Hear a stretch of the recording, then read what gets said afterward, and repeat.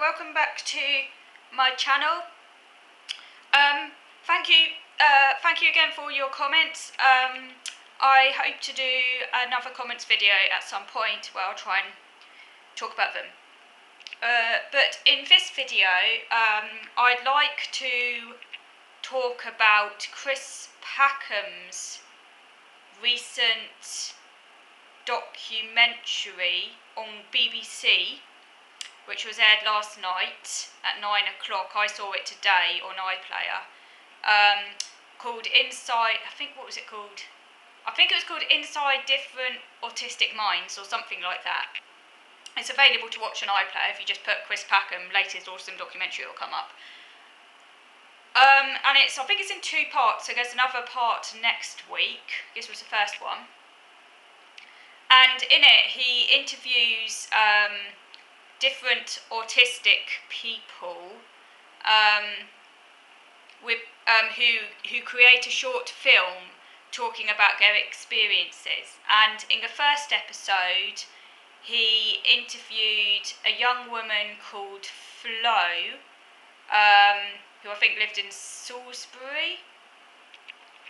And I think, if I remember correctly, she's 28 years old. And was diagnosed autistic in adulthood, and he also interviewed a young autistic man, I think he was about 20 or something, called Murray, who lives with his parents, and Murray is non-verbal, but uses like some sort of assisted communication tool or something to say what he wants to say. So although he's non-verbal, he can communicate using this, it's like a sort of, what do you call it, assisted communication, that sort of voiceware technology, where the person can sort of type in what they want to say and it feeds it back. And so that's how Packham got his sort of story, because obviously he can't speak verbally. And for those who don't know, Chris Packham is a British nature presenter, famous for Spring Watch and Autumn Watch and other documentaries, and was late diagnosed autistic. And he presented the programme. So first of all, I just want to talk about my thoughts on Flo's story. So Flo said that she had masked her autism all her life, pretty much since about the age of 4, had masked it in front of everyone, even her own parents, and the only person that she doesn't mask in front of is her husband, where she doesn't feel the need to mask. And they said that might have been one of the reasons why she was diagnosed late, because of her masking. And some of the behaviours I think that she masked were rocking, sort of flapping her hands behind her ears, sort of going into a sort of self-withdrawn state, a sort of a self-focused state, I think she called it, a self-focused state, or going very quiet. She exhibited those behaviours when she was with her husband, but she didn't in front of anyone else, including her own mum.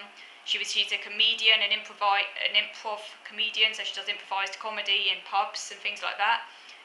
But she says that that comes easier.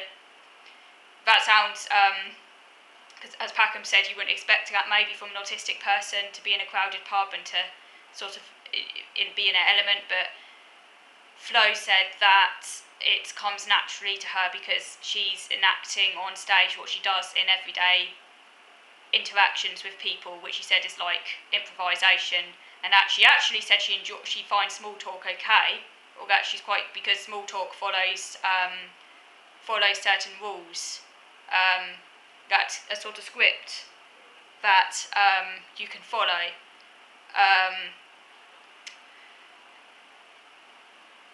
There's a god awful noise outside because someone's getting a hedge trimmed. I can't hear it too much, but it's distracting, so yeah, it's very annoying. It makes it harder. But anyway, if I go off in a bit, that's because of that noise. So I'm hoping I can't hear it too much, but if it's just the fact I can hear it, it's kind of annoying and distracting and stressful. It's just not very nice noise. Basically grinding up a hedge. Yeah. Anyway. So what was I saying? So yeah, masks all her life. Find small talk okay because it follows rules that she's learned. Like she knows what to say when someone says how are you, and she says fine. But she does it, just purely mechanically sort of thing. And in her short film, it that was shown to her mum to try and get her mum to see what it's like to be Flo, because her mum thought that she knew what it was like to be Flo. Her mum thought that she knew Flo like about 93% or something random, whereas Flo seemed to think that her mum only knew her about something like 70% or something like that. And in the short film, it showed sort of what was going on in Flo's head when she interacted with people, like, oh, make sure you look them in the eye, don't fold your arms when you're speaking to someone, ask them how they are, and all these things that she had to sort of think of consciously, but obviously came at a great cost, and trying not to, show any of her authentic self. It did show what happens to Flo when something happens outside of her routine.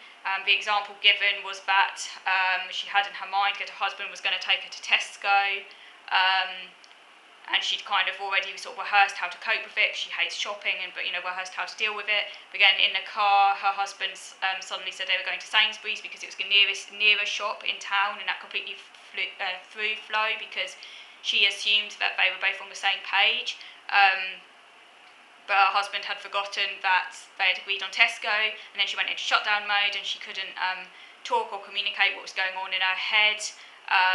So again, her husband just sort of left her in a car while he did a shop and then took her straight home. So that kind of showed how she found it hard dealing with changes in routine and things.